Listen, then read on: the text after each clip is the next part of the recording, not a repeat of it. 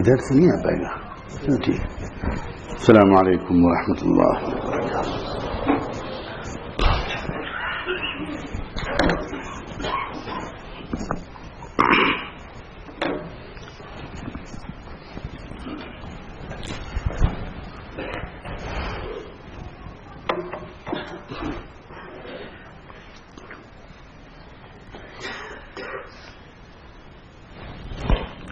عشاء کیا تھا.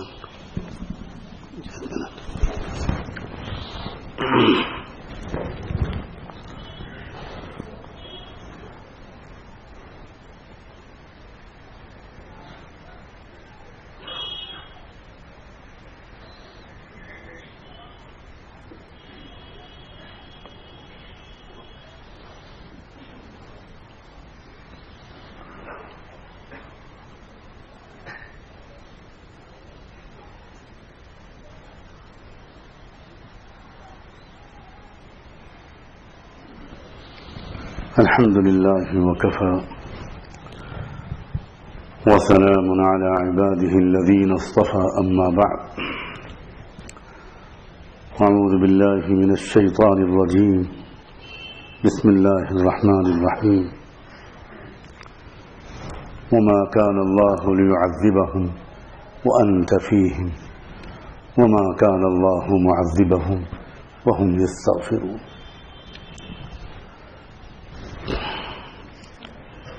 سبحان ربك رب العزة عما يصفون وسلام على المرسلين والحمد لله رب العالمين. اللهم صل على سيدنا محمد وعلى آل سيدنا محمد وبارك وسلم. اللهم صل على سيدنا محمد وعلى آل سيدنا محمد وبارك وسلم. اللهم صل على سيدنا محمد وعلى آل سيدنا محمد وبارك وسلم.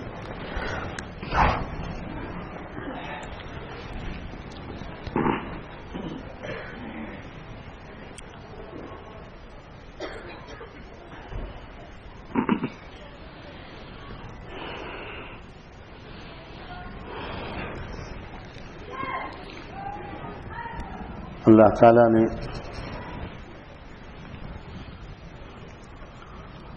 اپنی محبت اور قدرت کے اظہار کے لیے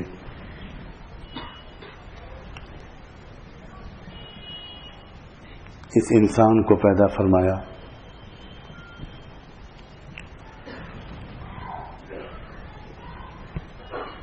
اس دنیا کی ہر چیز، ہر نعمت اس بات کی سب سے بڑی دلیل ہے کہ انسانوں کے پیدا کرنے والے کو اپنے بندوں اور بندیوں سے پیار ہے.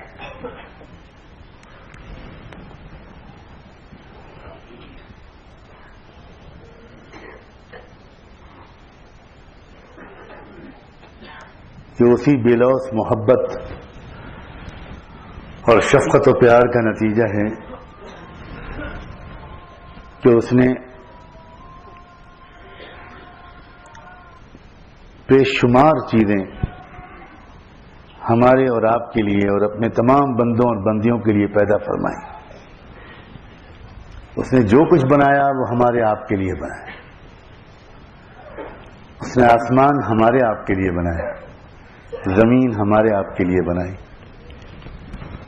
ہوائیں وہ اپنے لیے نہیں چلاتا، وہ ہمارے اور آپ کے لیے چلاتا. اس نے پانی ہمارے لیے بنایا، وہ ہمارے لیے پانی اتارتا ہے، غلہ اگاتا ہے، پھل اور پھول نکلتے ہیں، سورج، چاند، ستارے، پیڑ پودے، یہ خوبصورت چہچہاتے ہوئے پرندے، جو کچھ بھی بنایا ہے انسانوں کے شفیق پروردگار نے وہ انسانوں کے لیے بنایا ہے. اس نے اپنے لیے اس میں سے کوئی چیز نہیں بنائی.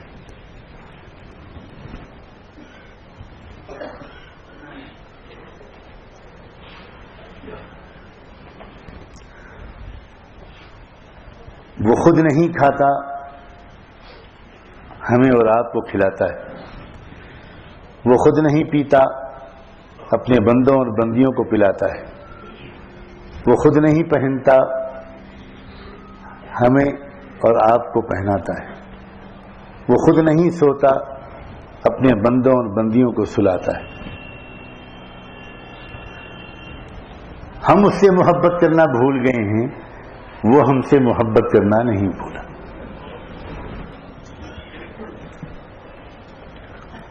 اور محبت کرنے والے کو حق ہوتا ہے کہ وہ کبھی کبھی ناراض بھی ہوا کرے. جو محبت نہیں کرتا اس کو ناراض ہونے کا حق بھی نہیں ہوتا.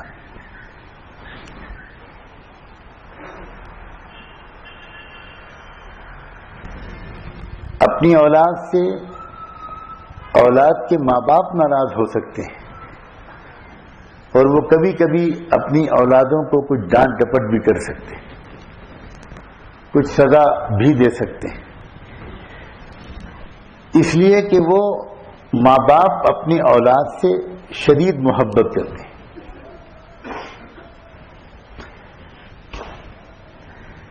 لیکن دوسروں کے بچوں کو ہم اور آپ نہیں ڈانٹ سکتے، ہم اور آپ دوسروں کے بچوں کو سزا نہیں دے سکتے، اس لیے کہ ہم جب ان کو وہ محبت نہیں دیتے تو پھر ہم کو ان کو ڈانٹنے ڈپٹنے اور سزا دینے کا بھی کوئی حق نہیں.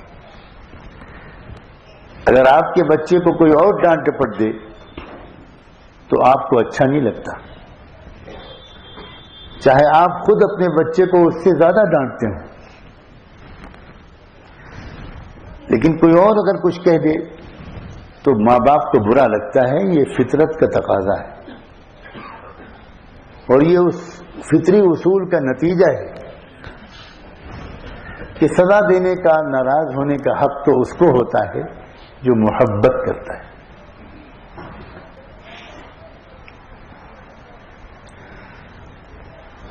اللہ کی محبت کو ذرا کے احساس کو دل میں تازہ کریں. پانی کا ہر گھونٹ اس بات کی گواہی دے رہا ہے کہ اللہ کو اپنے بندوں اور بندیوں سے محبت ہے. کھانے کا ہر لقمہ اس بات کی گواہی دیتا ہے کہ اللہ کو محبت ہے. کون دیتا ہے یہ سب چیزیں؟ ساری دنیا کی دولت انسان خرچ کر دے، لیکن کیا وہ پانی بنا سکتا ہے؟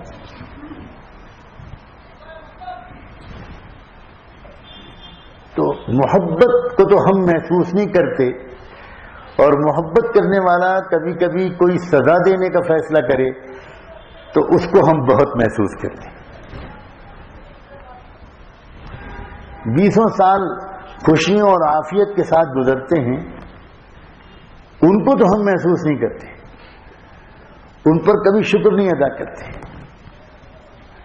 اور یاد نہیں کرتے کہ یہ خوشیاں، یہ نعمتیں، یہ عافیت، یہ تندرستی، یہ ہنسیاں، یہ قہقہے، یہ مسرتیں، یہ سلامتی، یہ تندرستی اللہ دے رہا ہے. صبح سے شام تک نہ جانے کتنی نعمتیں ہم استعمال کرتے ہیں،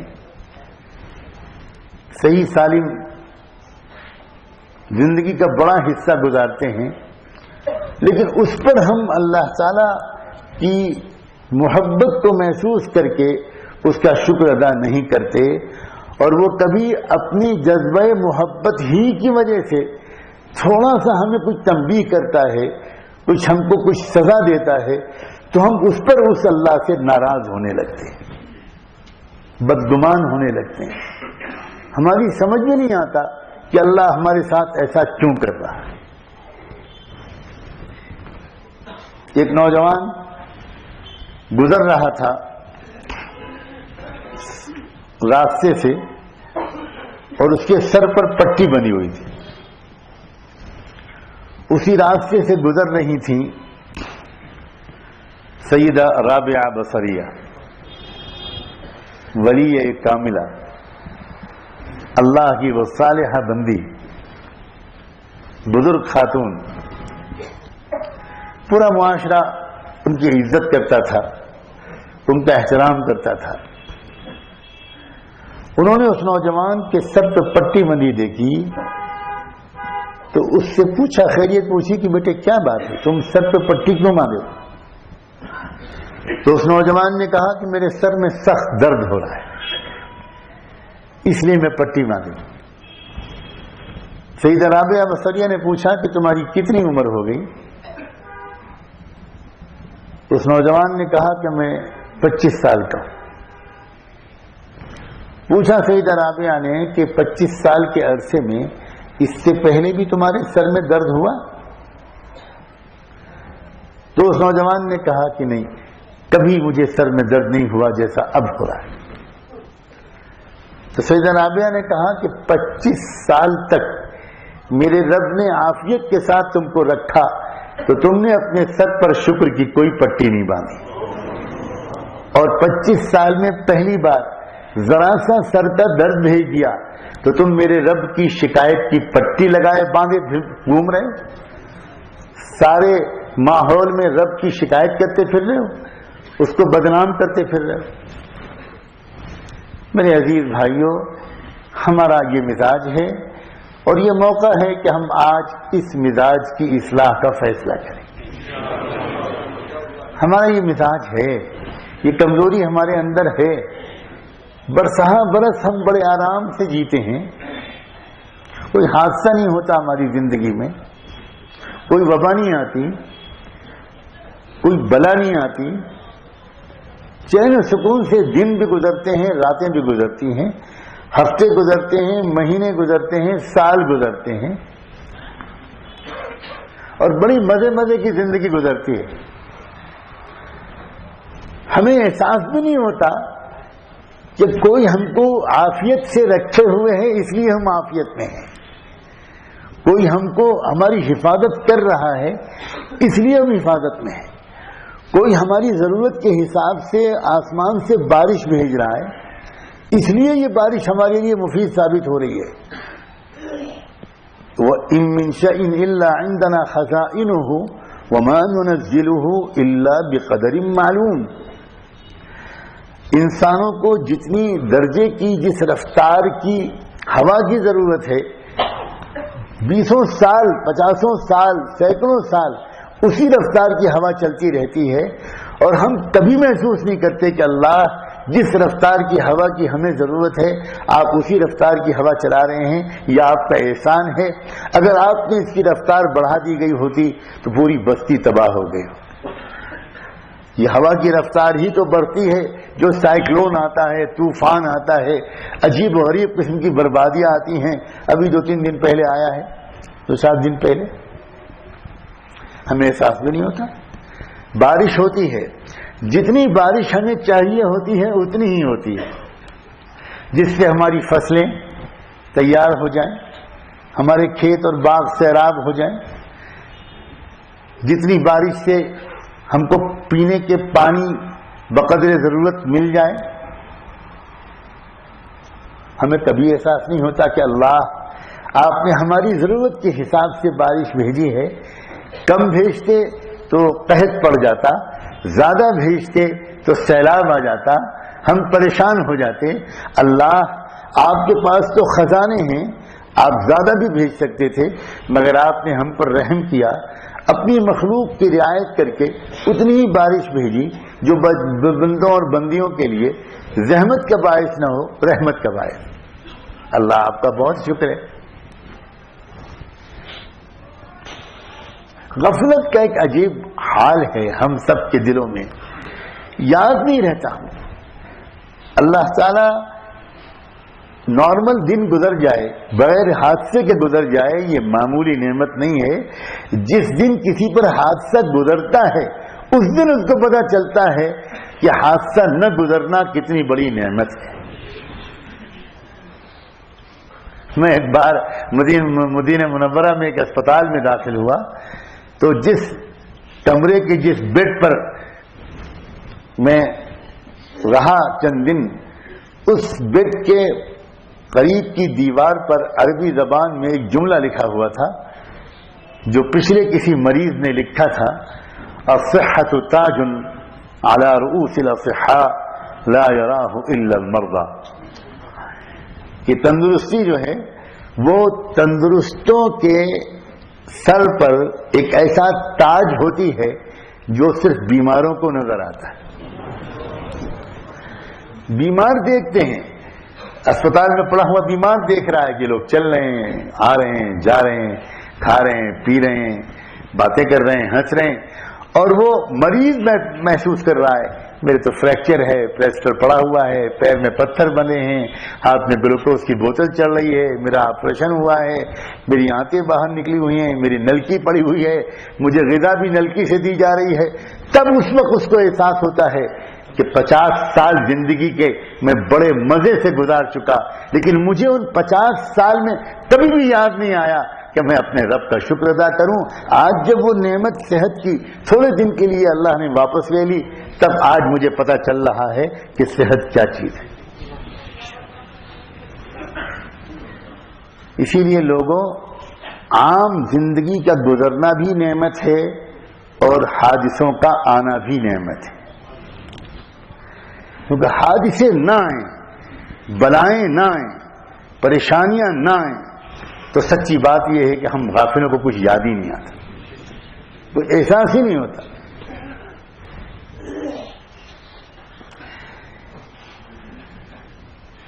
اگر حادثوں کے بعد، پریشانیوں کے آنے کے بعد، نقصان کے آنے کے بعد، صدمے کے پہنچنے کے بعد، مصیبت کے آنے کے بعد اگر عام دلوں میں، مردوں اور عورتوں میں، جوانوں میں اور بوڑھوں میں ایک احساس یہ پیدا ہونے لگے کہ اللہ ہم غافل تھے، آپ نے ہم کو دراصل تھوڑا جھنجھوڑنے کے لیے یہ آپ نے بلا بھیجی ہے، اللہ یہ آپ کی ناراضگی نہ ہو، آپ نے ہم کو محبت کی وجہ سے صرف ہم کو ذرا ایک جھٹکا دینے کے لیے بھیجا ہو، تو اللہ ہمیں قبول ہے یہ سزا، اللہ قبول ہے یہ حادثہ. بس اتنا ہو کہ اللہ آپ اگر ناراض ہو تو ہمیں معاف کر دیجئے اور ہمیں سچے دل سے توبہ کی توفیق دے دیجئے. قرآن مجید کی ایک آیت میں نے شروع میں پڑھی تھی، عجیب امید دلانے والی آیت ہے، عجیب و غریب. یعنی بعض بزرگوں کو وجد آیا ہے اس آیت کی تلاوت، جھوم گئے ہیں. اس آیت میں اللہ نے یہ فرمایا ہے، آیت کے ایک جز میں، کہ اگر تم اپنے گناہوں پر معافی مانگتے رہو گے تو ہم تم کو عذاب نہیں دیں گے.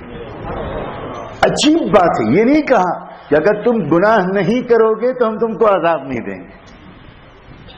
یہ کہہ دیا ہوتا تو ہمارے لیے بہت مشکل تھا. عجیب بات ہے، آپ میری بات سمجھ رہے ہو؟ یہ نہیں کہا کہ اگر تم گناہ نہیں کرو گے تو ہم تم کو سزا نہیں دیں گے، گناہ کرو گے تو ہم تم کو سزا دیں گے. قربان جائیں اللہ کے پیار پر. اللہ نے اشارہ کیا کہ میرے بندو، میں جانتا ہوں تم سے کبھی کبھی گناہ ہوں گے، بس تم مجھ سے معافی مانگتے رہو گے تو میں تم کو سزا نہیں دوں. اس کا مطلب یہ ہوا کہ اب ہم سے گناہ نہیں چھوڑے جا رہے، اس کے آگے بڑھ کر ہم سے معافی نہیں مانگی جا رہی، استغفار نہیں کیا جا رہا.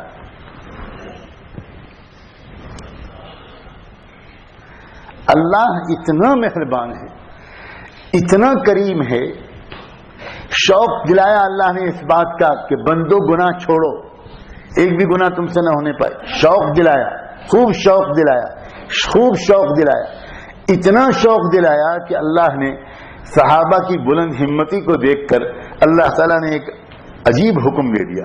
فرمایا اتقوا اللہ حق تقاتے، کہ میرا جو حق ہے تقوی کا، وہ والے حق کے مطابق تقوی اپنے اندر لاؤ. میرا جو حق ہے، میرا جو مقام ہے، اس کے مطابق والا تقوی لاؤ. اللہ اکبر. سیدنا صدیق اکبر رضی اللہ تعالیٰ عنہ کو، وہ بیٹھے ہوئے تھے، ذکر فکر مراقبے میں، غور و فکر میں لگے ہوں گے. ان کو یہ آیت پہنچی کہ ابھی ابھی اللہ تعالیٰ کے رسول پر اللہ کے کلام کا یہ حصہ آیا ہے اور اس میں یہ حکم آیا ہے. بس بیٹھے کے بیٹھے ہی رہ گئے، بیٹھے کے بیٹھے ہی رہ گئے.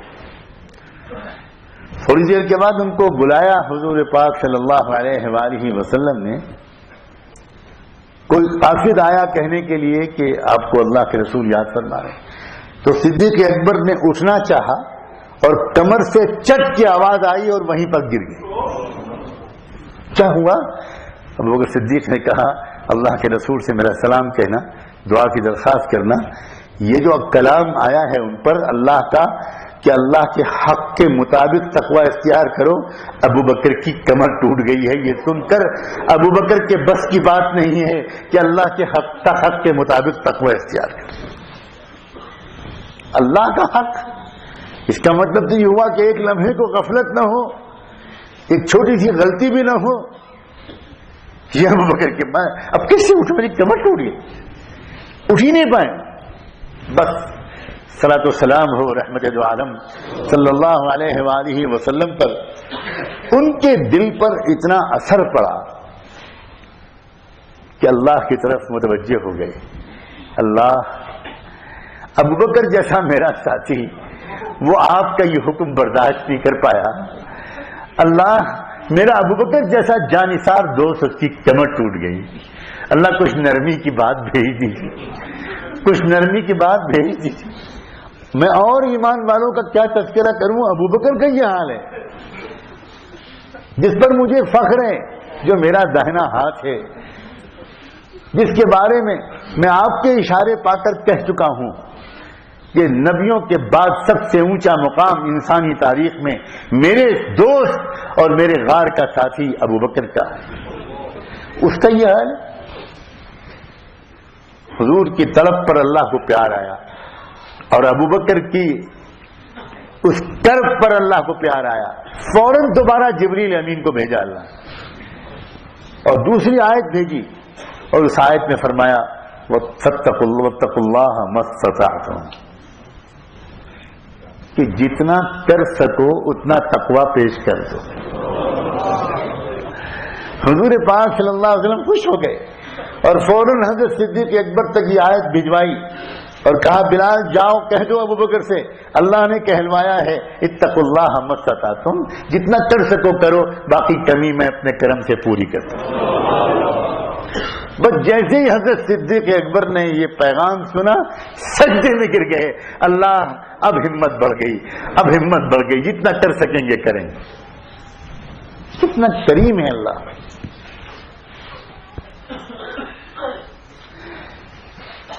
ایک موقع دیا ہے اللہ تعالیٰ نے, ایک موقع دیا ہے اللہ نے یہ سیلاب و طوفان بھیج کر, خاص طور پر وادی کے ایمان والوں کو اللہ نے ایک موقع دیا ہے. اللہ نے ایک موقع دیا ہے. اللہ کرے اللہ کا پیغام سب لوگ سن رہے ہوں. اللہ کا پیغام آیا ہے آپ کے نام. یہ سیلاب اللہ کا پیغام لے کر آیا, اور یہ سیلاب صرف یہ کہنے کے لیے آیا تھا دیکھو اب اللہ کے صبر کا زیادہ امتحان مت لو, اب اللہ کے صبر کا زیادہ امتحان مت لو.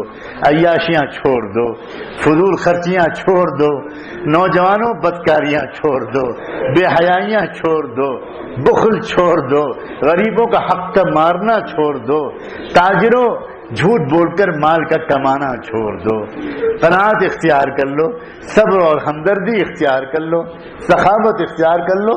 یہ پیغام لے کر آیا تھا یہ سیلاب. سیلاب نہیں تھا, آپ سب 50 بار کہہ چکے, یہ عام سیلاب نہیں تھا, یہ تو کچھ اور تھا, یہ تو کچھ اور تھا. اگر اس کے جواب میں اس وادی کی طرف سے اللہ سے یہ کہا گیا, ایک ایک مرد اور ایک ایک عورت, ایک ایک نوجوان اور ایک ایک بوڑھے, ایک ایک پڑھے لکھے اور ایک ایک بے پڑھے لکھے, سب کی طرف سے یہ جواب گیا کہ اللہ ہم تسلیم کرتے ہیں کہ ہم اس سے سخت سزا کے مستحق تھے, اللہ معاف کر دیجئے, اور اب ہم پکا ارادہ کرتے ہیں کہ زندگی بدل ڈالیں. اللہ ہم سودی لین دین نہیں کریں گے، اور ہم نے جو غلطی سے سود لے کر کاروبار شروع کر دیا تھا، اور ہم نے جو لون لے کر کاروبار شروع کر دیا تھا، اور ہم جو سمجھے نہیں ہم سے بڑی غلطی ہوئی، اللہ معاف کر دیجئے، جلد از جلد اس سودی قرضے کو ہم ادا کرنا چاہتے ہیں۔ اللہ ہم زیور بیچ کر، زمین بیچ کر، کچھ کر کے اس قرضے کو ادا کر دیں گے اور دوبارہ یہ غلطی نہیں کریں گے۔ اللہ اب ہم نماز کی پابندی کریں گے، اللہ اب ہماری بچیاں بے پردگی نہیں کریں گی، اللہ اب ہمارے گھر کی مستورات پاک دامن رہیں گی، ہمارے نوجوان، اللہ کرے وادی کا ہر نوجوان کہے اللہ آپ جانتے ہیں مجھ سے بہت گناہ ہوئے ہیں اور آپ نے ان گناہوں کو چھپایا ہے، اللہ میری ماں نہیں جانتی کہ میں کیا کیا حرکتیں کرتا ہوں، میرا باپ نہیں جانتا کہ میں انٹرنیٹ پر کیا کیا دیکھتا ہوں، میرا ساتھی نہیں جانتا کہ موبائل کا میں کتنا غلط استعمال کرتا ہوں، میں کالج جاتا ہوں تو میری نگاہ لڑکیوں پر کس طرح پڑتی ہے۔ اللہ جو کچھ آپ نے اب تک چھپایا ہے مہربانی ہے آپ کی، اب میں پکا وعدہ کرتا ہوں کہ میں یوسف کی طرح پاک دامن نوجوان بنوں، میں پاک دامنی اختیار کروں۔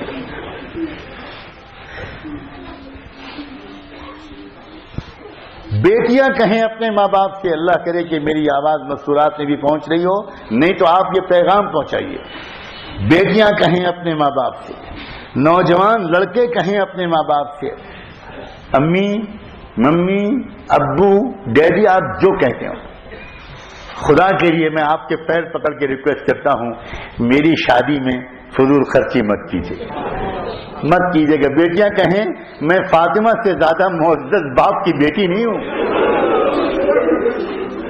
اور نوجوان لڑکے کہیں کہ میں حسن اور حسین سے زیادہ عزت والا نہیں ہوں۔ خدا کے لیے میری شادی میں فضول خرچی مت کیجیے گا۔ بچے کہیں، ماں باپ کہیں کہ بیٹا دوسروں کے ہاں جا کر ہم نے کھانا کھایا ہے، وازوان کھایا ہے، اور یہ کیا ہے اور وہ کیا ہے، اب تو ہم کو کرنا ہی پڑے گا، تو بیٹا خوشامد کرے، بحث تو نہ کرے، بڑوں سے خوشامد کرے۔ بیٹیاں کہیں، بیٹیاں اپنی ماں کے پیر پکڑ کے کہیں امی، امی جو غلطی پہلے ہو گئی، لیکن اب اللہ کے غضب کو دعوت مت دیجیے۔ اگر میری شادی بہت ٹھاٹ سے ہوئی تو راستے میں جو بارات گزرے گی، مجھے لینے کے لیے جو بارات آئے گی اور مجھے دلہن بنا کر جو بارات لے جائے گی، تو راستے میں غریبوں کے بھی تو گھر پڑیں گے۔ اگر کسی غریب کے گھر کی بیٹی نے تکیے میں منہ چھپا کر رونا شروع کیا اور کسی غریب کے بیٹی نے یہ کہا اللہ میرا باپ بھی اگر مالدار ہوتا تو مجھے بھی تو کوئی رخصت کرنے کے لیے آتا، میرے گھر پہ بھی تو شہنائی بجتی، میرے گھر پہ بھی تو سجاوٹ ہوتی، اللہ میں یتیم ہوں، میرے باپ کا انتقال ہو گیا، اللہ میرا باپ مزدوری کرتا ہے باغ میں، اللہ میرا باپ ایک معمولی سا ملازم ہے، بہت مالدار نہیں ہے، تو کیا اس کی سزا مجھے زندگی بھر بغیر شادی کے انتظار کر کے ملے گی؟ اگر کسی گونجتی، چیختی، چلاتی، ناچتی، گاتی بارات کو دیکھ کر اور سن کر کسی غریب کی بیٹی نے 2 آنسو بہا دیے تو اللہ کی طرف سے یہ فیصلہ ہو سکتا ہے، فرشتوں سے کہا جا سکتا ہے اس شادی میں نحوست ڈال دو، میاں بیوی کے درمیان تعلقات خراب کر دو۔ لوگ حیران رہ جائیں گے اور شادی کے 1-2 مہینے کے اندر اندر جھگڑے شروع ہو جائیں گے، ساس اور بہو میں جھگڑا، نند اور بھاوج میں جھگڑا، شوہر اور بیوی میں جھگڑا، اور لوگ سمجھیں گے کہ یہ جھگڑا اس لیے ہو رہا ہے کہ کسی نے کچھ جادو کرا دیا اور کسی نے کچھ سفلی کرا دی۔ نہ جادو نہ سفلی، بلکہ بات یہ ہے کہ اس غریب کی طرح پر اللہ کو غصہ آ گیا۔ کاش کہ اللہ کی طرف سے اس سیلاب کے ذریعے جو محبت بھرا پیغام تنبیہ کے شکل میں وادی کے لوگوں کو بھیجا گیا ہے، وادی کے لوگ سر جھکا کر اس پیغام کو قبول کریں، اور جو غلطیاں ہمارے سماج میں چل رہی ہیں آپ ان کو جانتے ہیں۔ میں کون ہوتا ہوں آپ کا دل دکھانے والا؟ میں کون ہوتا ہوں ان گناہوں کا تذکرہ کر کے آپ کو رسوا کرنے والا؟ میرا یہ حق نہیں ہے۔ اور اس میں لوگ مبالغہ نہ سمجھیں. پتہ نہیں کیوں میں ابھی تک اس رائے کو بدلنے پر تیار نہیں ہوں کہ تمام تر خرابیوں کے باوجود آپ کے اندر بہت سی خوبیاں چھپی ہوئی ہیں. پہچانو اپنے آپ کو. میں جس لہجے میں فلسطین کے نوجوانوں سے خطاب کرتا ہوں اس لہجے میں کشمیر کے نوجوانوں سے بات کرتا ہوں. گواہ ہیں یہ مولانا ارشد اور جیسے علماء. میں اس لب و لہجے میں دنیا میں عام نوجوانوں سے بات نہیں کرتا. پتہ نہیں کیوں مجھے آپ کے اندر کیا خیر نظر آتا ہے. پہچانو اپنے آپ کو. تم مشائخ کی اولاد ہو, تم بزرگوں کی اولاد ہو, تم اولیاء اللہ کی یادگار ہو. تم نے نہیں دیکھا سری نگر میں اس سیلاب میں اللہ کے کسی ولی کے آستانے کو سیلاب ڈبو نہیں سکا. کھلی ہوئی نشانی نہیں ہے یہ. بزرگان دین کے آستانوں کے نیچے پانی رک گیا, پیچھے 2 منزل پانی ہے, لیکن سامنے آ کر وہیں رک گیا. اللہ نے نہیں چاہا کہ اس کے اس نیک بندے کے آستانے کی توہین. تم کن کی اولاد ہو؟ میں تم سے کہوں نوجوانوں, میں تم سے کہوں کہ تم بدکاری نہ کرنا, میں تم سے کہوں کہ تم فحاشی نہ کرنا, مجھے کیا حق ہے یہ کہنے کا؟ تم آپ میں سے کتنے سید خاندان کے لوگ, آپ میں سے کتنے شرفاء کے اولیاء اللہ کی اولاد ہیں؟ کیسے بڑے بڑے اولیاء اللہ آپ کی اس بستی میں آئے؟ کیا تاریخ ہے ان بستیوں کی؟ اللہ اکبر. کل کو قیامت میں منہ دکھا پاؤ گے؟ سامنا کر پاؤ گے ان کا؟ اگر امیر کبیر سیدنا ہمدانی نے پوچھ لیا, اے کشمیر والوں, میں اسی لیے ہجرت کر کے آیا تھا تمہارے پاس, میں اسی لیے پہاڑوں کے دامن میں رہا تھا.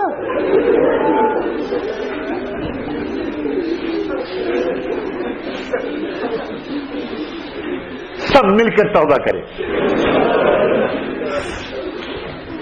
اپنے گھروں میں ایک ایک بچے سے توبہ کراؤ, ایک ایک نوجوان لڑکا اور لڑکی توبہ کرے. اللہ اکبر. جانتے ہو توبہ کے بعد کیا ہوتا ہے؟ اللہ اکبر, اللہ اکبر. جس لمحے توبہ کرو گے اللہ اپنے گلے سے لگائے گا, معاف کر دے گا. توبہ تمہاری پوری بھی نہیں ہوگی کہ اللہ تم کو اپنے قدموں سے لگا لے گا. بہت پیار کرتا ہے اللہ, بہت پیار کرتا ہے.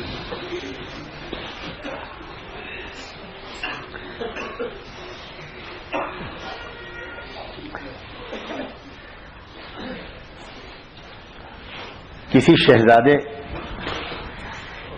کسی عالم کو, کسی اللہ کے نیک بندے کو موقع ملے اور وہ کسی بادشاہ یا کسی شہزادے سے تنہائی میں ملے اور اس سے کہا جائے کہ دیکھیے یہ موقع ہے, آپ ذرا شہزادے عالی وقار کو کوئی نصیحت کر دیجیے, انہی کے ہاتھ میں آئندہ باغ ڈور آنے والی ہے, یہی ملک چلائیں گے, اور یہ موقع ہے آپ اکیلے بیٹھے ہیں, ذرا کوئی نصیحت کر دیجیے. آپ بتاؤ وہ بزرگ, وہ عالم شہزادے کو کیا نصیحت کریں گے؟ کیا وہ شہزادے سے یہ کہیں گے کہ اپنے محل میں گندگی کی صفائی کے لیے آنے والی بھنگن سے عشق مت کر دیا, یہ نصیحت کریں گے؟ اتنی گری ہوئی بات کہیں گے شہزادے سے؟ شہزادے سے وہ یہ کہیں گے کہ بھائی آپ کے ہاتھ میں ملک کی باغ ڈور آنے والی ہے, آپ غریبوں کے ساتھ بھی انصاف کیجیے گا, آپ کمزوروں کے ساتھ بھی انصاف کیجیے گا. مجھ سے بار بار لوگ کہتے ہیں کہ ہمارے اس کشمیری معاشرے میں فلاں خرابی ہے, فلاں خرابی ہے, فلاں خرابی ہے. آپ ذرا کھول کر ان نوجوانوں کو نصیحت کیجئے کہ وہ یہ نہ کریں, یہ نہ کریں, یہ نہ کریں, یہ نہ کریں. مگر میری زبان ہی نہیں کھلتی. میں اپنے ان اولیاء اللہ کے شہزادوں سے یہ سب باتیں کہنے کی اپنے اندر ہمت ہی نہیں بڑھتی. میں تو تم سے کچھ اور کہنا چاہتا ہوں, پہلے بھی کہتا رہا ہوں اور اب پھر کھل کر کہتا ہوں.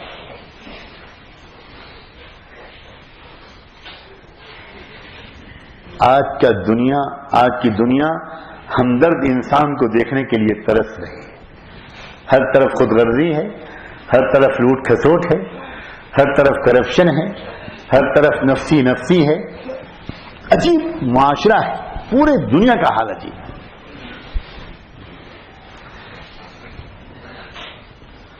اس سیلاب کے دنوں میں، اس طوفان کے دنوں میں اللہ کا شکر ہے، جہاں جہاں یہ طوفان تھا وہاں کے لوگوں میں، وہاں کے نوجوانوں میں، وہاں کے علماء میں ایک عجیب چیز دیکھنے میں آئی کہ گویا سب کود پڑے لوگوں کو بچانے کے لیے، اور بے غرض بن کر، بے لوث بن کر صرف اللہ کی رضا کے لیے ہزاروں نے خدمت کی.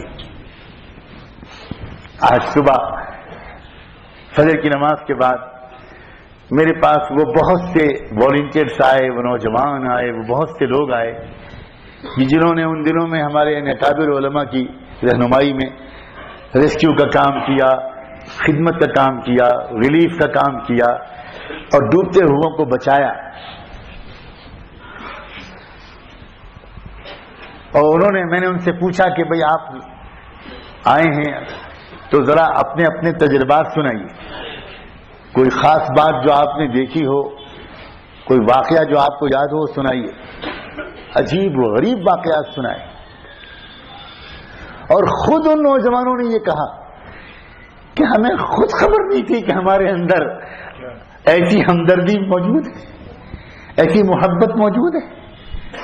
ہم نے اپنے کو خطرے میں ڈالا اور کود پڑے اور مدد کی، اور مدد کرتے وقت ہم نے یہ بھی نہیں دیکھا کہ کون ہے، بس انسان ہے، اللہ کا بندہ ہے، اس کی مدد کی. کیا ہندو، کیا سکھ، کیا عیسائی، سبھی کی مدد کرنے کے لیے ہم کود پڑے. یہی چیز ہے جس کو آج دنیا ترس رہی ہے. یہ چیز اگر ہمارے مستقل اخلاق کا حصہ بن جائے کہ ہم دوسروں کی خدمت کرنے لگیں، ہم دوسروں کی مدد کرنے لگیں، ہم کام آنے لگیں، ہم سے کسی کو نقصان نہ پہنچے، کم سے کم روزانہ ہم سے 1-2 لوگوں کو راحت پہنچ جائے، ہم ڈھونڈیں ترکیبیں کس طرح ہم خدمت کریں، کس طرح ہم لوگوں کی دعائیں لیں، جان سے، مال سے، وقت سے. جو غریبوں کو پڑھا سکتا ہے وہ پڑھائے اللہ کی رضا کے لیے. جو ڈاکٹر غریب مریضوں کو دیکھ سکتا ہے مفت اللہ کے لیے، وہ ڈاکٹر غریبوں کو دیکھنا شروع کرے. جو وکیل غریبوں کے مقدمات کی پیروی کر سکتا ہے اللہ کی رضا کے لیے بغیر فیس لیے، وہ یہ کام کرے. جو ٹیچر پڑھا سکتا ہے، جو کام کر سکتا ہے. اللہ اکبر، کیا مزاج تھا صحابہ کرام کا. مدینہ منورہ کا معاشرہ صرف نماز پڑھنے والا معاشرہ نہیں تھا، ایسا معاشرہ تھا کہ کسی کو کبھی تنہائی محسوس ہی نہیں ہوتی تھی، کسی کو اکیلا پن محسوس نہیں ہوتا تھا. کسی بوڑھے کو، کسی معذور کو، کسی نابینا کو، کسی لنگڑے کو، کسی تنہا لاوارث کو، کسی بوڑھی عورت کو یہ احساس ہی نہیں ہوتا تھا کہ میں بڑھیا اکیلی گھر میں ہوں، نہ میری کوئی بہو، نہ میرا کوئی بیٹا، نہ میری کوئی بیٹی. کون اس بڑھاپے میں میری مدد کرے گا؟ لوگوں، صحابہ کرام جوک در جوک اپنے حصے میں بانٹ لیا کرتے تھے. اس پورے محلے کے ایک ایک گھر کی خدمت میں کروں گا. عجیب معاشرہ تھا. سیدنا صدیق اکبر رضی اللہ تعالیٰ عنہ جب خلیفہ بنے، امیر المومنین بنے، تو انہوں نے ایک عجیب اجتماع بلایا. مسجد نبوی کا ایک عجیب اجتماع تھا، اور وہ اجتماع بلا کر سیدنا صدیق اکبر نے صرف اتنا کہا کہ ایک بہت بھاری ذمہ داری تم لوگوں نے میرے کندھے پر ڈالی ہے، میری مدد کرو. ایک بھی انسان اگر کہیں کسی جھونپڑی میں پریشان ہوا تو ابوبکر اللہ کے ہاں کیا جواب دے پائے. اس لیے تم میری مدد کرو. لوگ کھڑے ہو گئے. آپ حکم دیجیے امیر المومنین، ہم سب آپ کے حکم کے تابع، آپ جس طرح فرمائیے گا. فرمایا دیکھو حکم کی بات نہیں، میں ایک ترکیب بتاتا ہوں. اتنی آبادی پھیلی ہوئی ہے مدینے کی، دور دور تک آبادی ہے. اگر ہر محلے کے قبیلے کے لوگ جو یہاں جمع ہیں، اگر ان میں سے کچھ لوگ اپنا اظہار کر دیں کہ میں اتنے گھروں کی ذمہ داری لیتا ہوں، دھیان سے سننا، میں اتنے گھروں کی ذمہ داری لیتا ہوں کہ ان گھروں میں کوئی بھی ضرورت ہوگی تو میں سب سے پہلے کوشش کروں گا ان کے کام آنے کی۔ تو اس طرح کوئی 10 گھر لے لے گا، کوئی 20 گھر لے لے، کوئی 40 گھر لے لے، کوئی کم کوئی زیادہ، تو اس طرح ایک گھر بھی بچے گا نہیں اور کام بڑی آسانی سے بٹ جائے گا۔ اور اپنے اپنے پڑوس کے لوگوں کی دیکھ بھال کرنا کوئی مشکل کام نہیں۔ محلے کی مسجد میں سب جمع ہوتے ہو، آپس میں پوچھ لو خیریت۔ کسی دن کوئی ایک آدمی بھی اگر مسجد میں نظر نہیں آ رہا تو یہ بدگمانی مت کرو کہ وہ سوتا رہ گیا اور وہ تو نمازی ہے ہی نہیں، یہ بدگمانی مت کرو، یہ سوچو کہ ضرور کوئی نہ کوئی پریشانی ہو، اس لیے اس کے گھر میں جا کر خیریت دریافت کرو، نصیحتیں مت کرو، ڈانٹو مت، خیریت دریافت کرو کہ ہم صرف اس لیے آئے ہیں کہ کوئی پریشانی ہو تو بتا دیں، ہم اس میں کچھ خدمت کریں۔ عجیب ترتیب سیدنا صدیق اکبر نے سمجھائی۔ جوک در جوک صحابہ کھڑے ہونے لگے، اپنے اپنے نام لکھانے لگے۔ کوئی کہتا تھا میں 20 گھروں کی ذمہ داری لیتا ہوں، کوئی کہتا تھا 10 گھروں کی، کوئی کہتا تھا زیادہ، اور وہ ترتیب بنتی گئی، لکھی جاتی رہی۔ اطمینان ہو گیا حضرت صدیق اکبر رضی اللہ عنہ کو کہ سارا مدینہ کور ہو گیا، ایک گھر نہیں بچا، اجتماع ختم ہو گیا۔ اب دیکھو سیدنا عمر فاروق رضی اللہ تعالیٰ عنہ نے جس چیز پر، جس کاغذ پر وہ سب نام لکھے جا رہے ہوں گے اس کو اٹھایا تو سیدنا عمر نے دیکھا کہ ایک بوڑھی عورت کا نام لکھا ہے، فلاں علاقے میں رہتی ہے، اور اس کی ذمہ داری کسی نے بھی نہیں لی، وہ چھوٹ گئی، کوئی نام ہی نہیں لکھا اس کے سامنے کہ یہ فلاں نے ذمہ داری لی۔ بس سیدنا عمر خوش ہو گئے کہ میرے لیے چپکے چپکے اللہ کی رضا کمانے کا ایک موقع آ گیا، کسی کو نہیں بتایا۔ اور صبح صبح فجر کی نماز کے بعد، اشراق کے بعد معمولات پورے کر کے امیر المومنین سے اجازت لے کر کہ میں ذرا دیر کے لیے کام سے جانا چاہتا ہوں، ہاں جا، اس کے گھر پہنچ گئے۔ اس باہر سے آواز دی، السلام علیکم امی جان، چچی جان۔ بڑی بی نے اندر سے پوچھا کہ کون ہے؟ کہا کہ میں ایک مسلمان ہوں، مجھے یہ پتا چلا ہے کہ آپ کے گھر میں کوئی نہیں ہے، آپ اکیلی ہیں، تو میں خدمت کے لیے آیا ہوں، آپ ذرا پردے میں ہو جائیے، میں گھر میں آنا چاہتا ہوں، جو کام ہوگا، کچھ پکانا ہوگا پکا دوں گا، جھاڑو دے دوں گا، پانی بھر دوں گا، جو کام ہوگا میں کرنے آیا ہوں۔ بڑی بی نے اندر سے جواب دیا، اللہ تم کو اچھا رکھے، کوئی تم سے پہلے آیا تھا، سارا کام کر کے چلا گیا، تم آؤ تو گھر میں آنا چاہو تو آ کے دیکھ لو، سب کام ہو گیا، مجھے کچھ نہیں کرنا، میری بکری کا دودھ بھی دو دیا اور میرے ایک جھاڑو بھی دے دی، میرے برتن بھی دھو دیے، کھانا بھی پک گیا، سب ہو گیا، جاؤ۔ سوچنے لگے سیدنا عمر کہ آج میں اشراق کی نماز کے بعد آیا تو مجھ سے پہلے کوئی آ کے چلا گیا، میں اب کل کو ایسا کروں گا کہ فجر پڑھ کے فوراً آ جاؤں۔ تو فجر پڑھ کے فوراً پہنچ گئے، پھر سلام کیا، کون ہے؟ میں ایک مسلمان ہوں، خدمت کے لیے آیا ہوں۔ پھر اندر سے جواب آیا، اللہ تم کو خوش رکھے، کوئی آیا تھا، سارا کام کر گیا۔ کتنے اچھے لوگ ہو تم، کتنے پیارے لوگ ہو تم، کوئی کام کر گیا بیٹا، جیتے رہو۔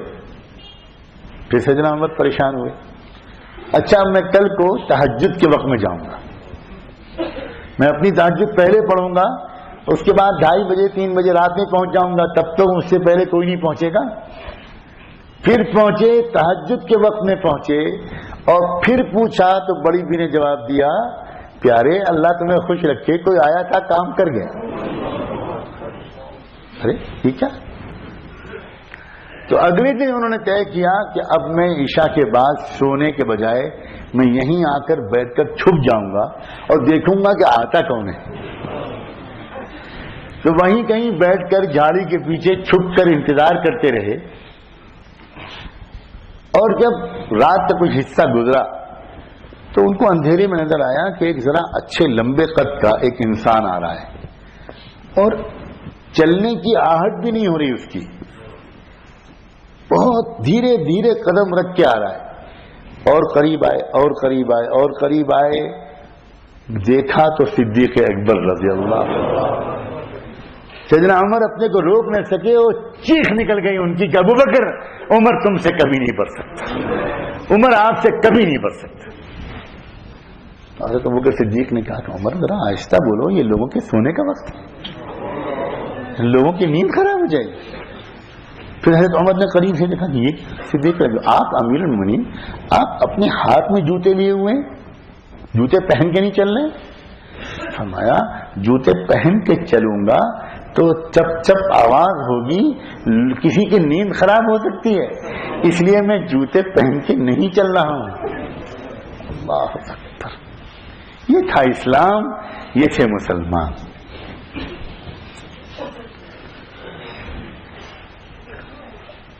یہ جو اس وقت میری اس عاجز کی بس آپ لوگوں سے یہی گزارش ہے، یہ جو اس وقت آپ لوگوں کے اندر کا ایک جذبہ ابھر کر آیا ہے، پیارا جذبہ ہے، ہزاروں سلام اس جذبے کو۔ کیسی آپ نے مددیں کی ہیں، کیسی دعائیں لی ہیں، کیسا رو رو کر تڑپ تڑپ کر بلک بلک کر لوگوں نے دعا کی ہے، کیسا آپ نے الحمدللہ مال بھی خرچ کیا، جان کو بھی خطرے میں ڈالا، پانی میں دن دن بھر رہ کر کشتیوں کو میں چلا کر اور کیسی کیسی چیزوں کی کشتیاں بنا کر لوگوں نے خدمتیں کی۔ اس کا کیا مطلب ہے؟ اس کا مطلب ہے کہ کہیں نہ کہیں آپ کے اندر وہ اچھے اخلاق چھپے ہوئے موجود ہیں۔ اب اس کو مستقل شکل دے دیں، بس یہ میں کہنا چاہتا ہوں، کریں گے انشاءاللہ اس کو مستقل شکل۔ واقعی ایک زبردست انقلاب آ جائے گا۔ اللہ اکبر۔ ابھی تو چند غیر مسلم ہیں، چند ہندو، چند سکھ، چند عیسائی جو آپ کی اس خدمت کے جذبے سے متاثر ہو کر واپس گئے ہیں اور عجیب جذبات کے ساتھ واپس گئے ہیں، یہ کہتے ہوئے واپس گئے ہیں کہ اب ہم نے دیکھا ہے کہ مسلمان کیسے ہوتے ہیں، اب ہم کو معلوم ہوا ہے کہ اسلام ہے کیا چیز، ہم کو کیسے کیسے باتیں بتائی جاتی تھیں کہ مسلمان تو دہشت گرد ہوتا ہے، مسلمان تو ظالم ہوتا ہے، مسلمان تو ہر ایک سے نفرت کرتا ہے، مسلمان تو ہر ایک کو ذبح کرتا ہے۔ ہم کو کیا کیا بتایا گیا تھا، ہم نے تو فرشتے دیکھ لیے، ہم نے تو بھگوان کے اوتار دیکھ لیے، ابھی تو انہوں نے چند دیکھے ہیں، اور وہ یہ کہتے ہوئے گئے کہ ہم جا کر وہاں بیان کریں گے سب کے سامنے۔ اور آپ دعا کریں، میری یہ کوشش ہوگی واپس جانے کے بعد کہ میں ان لوگوں سے رابطہ قائم کروں جو کہیں بھی ملک میں مل جائیں، خدا کرے میں ان سے رابطہ قائم کروں، اور آپ کی اس محنت کے چرچے کو ہم ایک ایک گھر تک پہنچا سکیں، ہر جگہ پتہ چلے لوگوں کو کہ مسلمان ایسے ہوتے ہیں، ہم مسلمان ایسے ہوتے ہیں، اسلام ایسی ہے۔ یہ جو اگر مزاج آپ نے بنا لیا، آپس کی محبتوں کا، آپس کی خدمت کا، اخلاق کے اچھے کرنے کا، ایک دوسرے کے کام آنے کا، انشاءاللہ ثم انشاءاللہ اللہ نے چاہا تو یہ پھر اس کا ایسا فیض پہنچے گا، کیا پتہ ہزاروں لاکھوں لوگ ایمان میں داخل ہو جائیں۔ بہت عرصے سے میری تمنا ہے، میں جب سے آ رہا ہوں ہر بیان میں یہ اشارے کرتا ہوں، کب سے میں یہ بات کہتا چلا آ رہا ہوں کہ آپ ملک کو فتح کر سکتے ہیں، سچ لفظ بول رہا ہوں، آپ ملک کو فتح کر سکتے ہیں ان چیزوں سے نہیں جن کو لوگ عام طور پر سمجھتے ہیں کہ فتح کے یہ ہتھیار ہیں۔ آپ ملک کو فتح کر سکتے ہیں اخلاق کے ذریعے، آپ دلوں کو جیت سکتے ہیں خدمت کے ذریعے، اسی ذریعے سے دلوں کو، ملک کو فتح کیا تھا حضرت خواجہ معین الدین چشتی رحمۃ اللہ علیہ، اسی سے فتح کیا تھا امیر کبیر سیدنا ہمدانی نے، اسی سے فتح کیا تھا حضرت شیخ بلبل نے، اسی سے فتح کیا تھا تمام اولیاء اللہ نے، اسی سے فتح کیا تھا حضرت خواجہ نظام الدین اولیاء رحمۃ اللہ علیہ، اسی سے فتح کیا تھا حضرت خواجہ بختیار کاکی رحمۃ اللہ علیہ۔ یہی چیز ہے، اور اللہ کرے آپ کو ایسا موقع ملے کہ آپ اس وادی میں اور وادی سے آگے بڑھ کر ریاست میں کہاں کہاں پھر آپ کے ذریعے سے یہ پیغام پھیلے، آپ کے دل کو بہت سکون ملے گا. گناہ کر کے نوجوانوں، مجھے یہ کہنے پہ معاف کر دینا، گناہ کر کے نوجوانوں تم کو کبھی وہ روحانی سکون نہیں ملا ہوگا جو تم کو کسی ڈوبتے کو بچانے کے بعد ملا. گناہ کیوں کرتا ہے انسان؟ کیوں کرتا ہے یہ پیارا انسان گناہ کیوں کرتا ہے؟ دل کے سکون کے لیے کرتا ہے. تنگ آ جاتا ہے پریشانی سے، مہنگائی بہت ہے، پریشانی بہت ہے، فرسٹریشن بہت ہے، دماغ میں الجھن بہت ہے، گھر میں کچھ جھگڑے ہیں، اور اس کی وجہ سے انسان تھوڑی دیر کے لیے ریلیکس ہونا چاہتا ہے، ذرا تفریح کر لے، ذرا سا کچھ اس کو سکون مل جائے. اور اس کو کوئی یہ بتاتا ہے، شیطان اس کے دل میں ڈالتا ہے کہ تم یہ فلم دیکھ لو گے تو ذرا تم کو سکون مل جائے گا، تم یہ میوزک سن لو گے تو تم کو یہ سکون مل جائے گا. اس لیے تو کرتا ہے.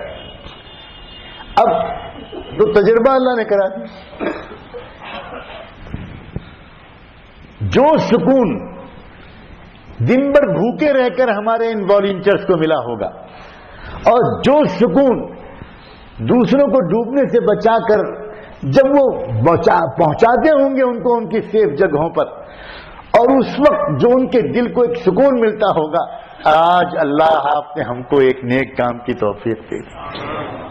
دن بھر کے تھکنے کے بعد ان کو محسوس ہی نہیں ہوتا ہوگا کہ ہم تھکیں. آج صبح ایک صاحب بتا رہے تھے کہ رات کے 1 بجے سے لے کر اگلے شام کے 8 بجے تک لگاتار وہ کام کرتے رہے، مستقل دوسروں کو بچانے کی کوشش کرتے رہے، 1 منٹ کے لیے بیچ میں نہیں بیٹھے. اور میں شام کو جب گھڑی دیکھی اور پتہ چلا 8 بج گیا تو یقینی نہیں آ رہا تھا کہ شام کے 8 بج گئے.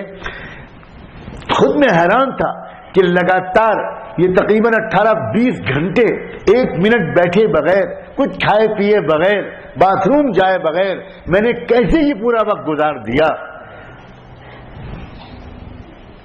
زندگی کا سکون گناہوں میں نہیں رکھا ہے، اللہ کی اطاعت میں ہے.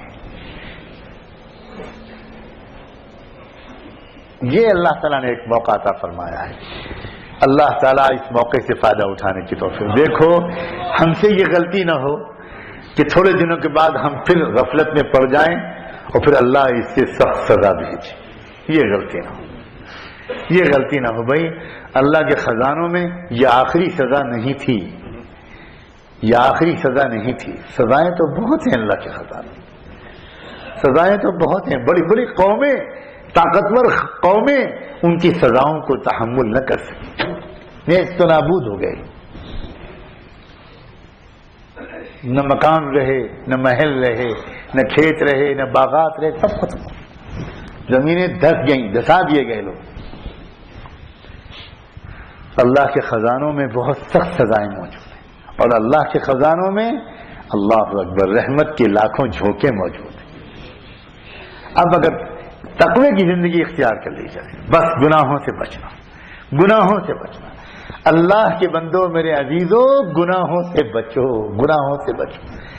ایک ایک گناہ سے بچو. آنکھوں کا گناہ، کانوں کا گناہ، زبان کا گناہ، ہاتھ پیر کا گناہ، شرمگاہ کے گناہ، کاروبار کی لائن کے گناہ، سودی لین دین، 100% چھوڑ دو، 100% چھوڑ دو.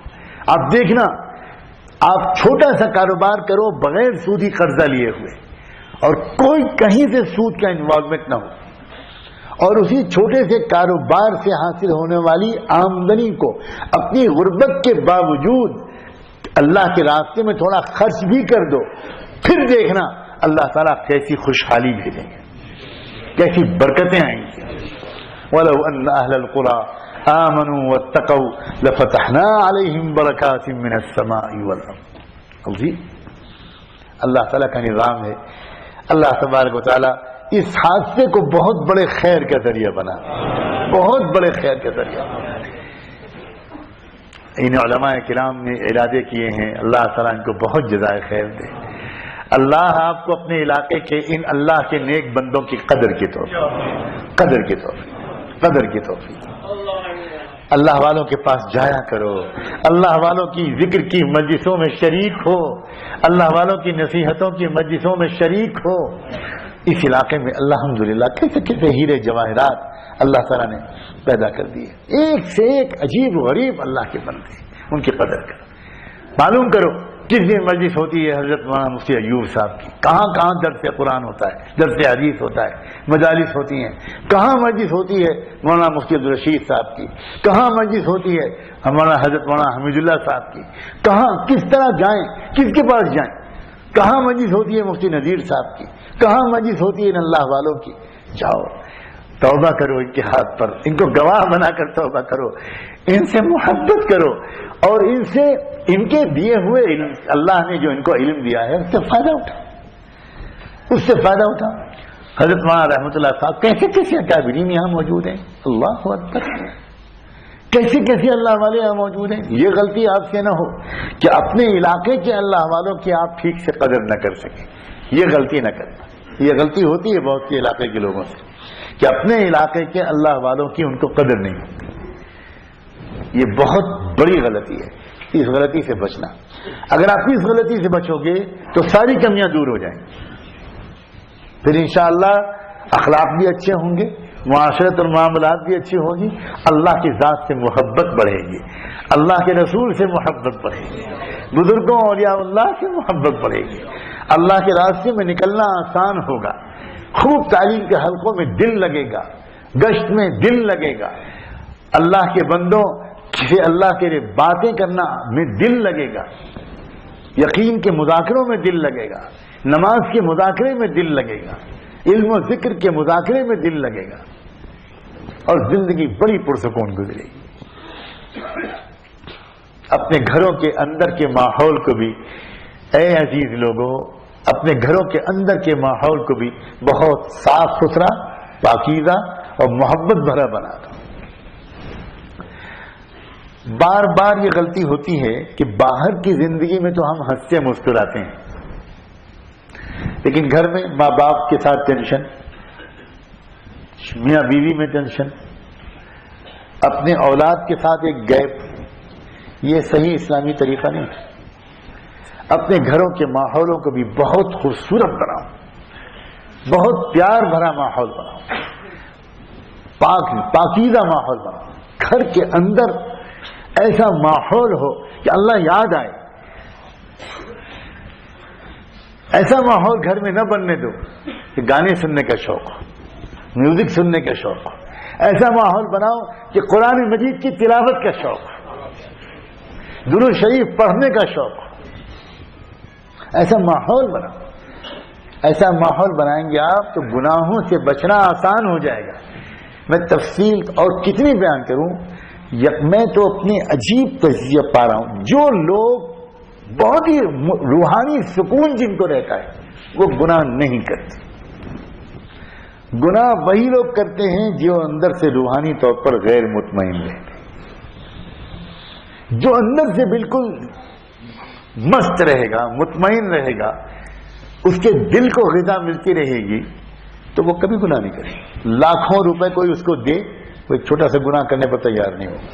وہ کہے گا کہ میرے دل کو اتنا سکون ہے, میں اپنے سکون کو کیوں برباد کروں, کیوں برباد کروں بھائی. اور سکون ملتا کیسے ہے؟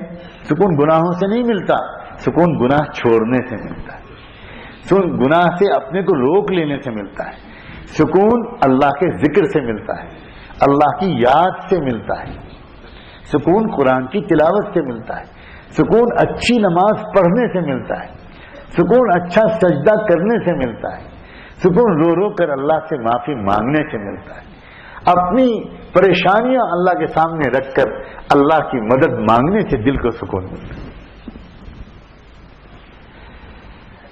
اللہ تعالی ہم سب کو سچے دل سے استغفار و توبہ کی توفیق. سچے دل سے. کیا چیز ہے توبہ؟ ایک وقت کی سچی توبہ زندگی بھر کے گنہگار کو صرف معاف نہیں کروا سکتی, اللہ کا ولی بنا سکتی. ایسی زبردست چیز ہے.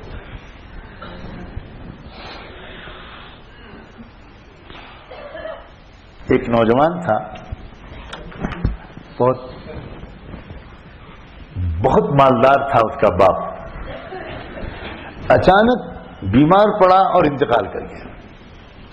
نوجوان لڑکا بغیر محنت کے اس کو بہت سا مال اپنے باپ کی وراثت میں مل گیا. جب کسی کو بغیر محنت کے مال مل جاتا ہے تو اکثر وہ اس مال کو صحیح خرچ نہیں کر پاتا، عیاشیاں کرتا ہے، اڑاتا ہے. اسی لیے ہم نے اپنے علاقے میں ہندوؤں کے اندر ایک عجیب رواج دیکھا.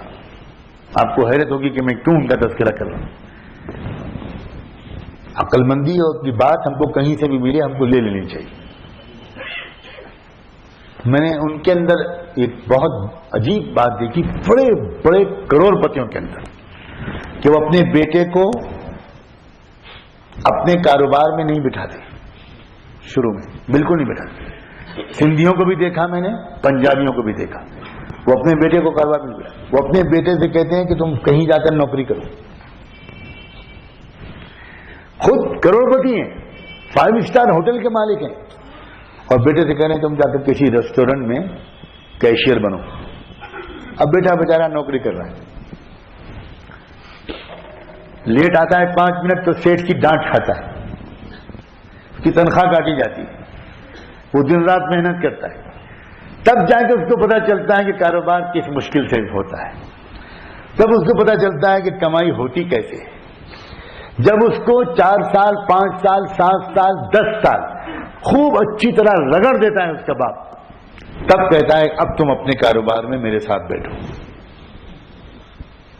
ڈائریکٹ نہیں بٹھاتا، اس لیے وہ ڈائریکٹ بیٹھے گا تو اس کو تو پتہ ہی نہیں ہے کہ میرے باپ نے پچھلے 40 سال میں 50 سال میں کس محنت سے کاروبار کو یہاں تک پہنچایا ہے.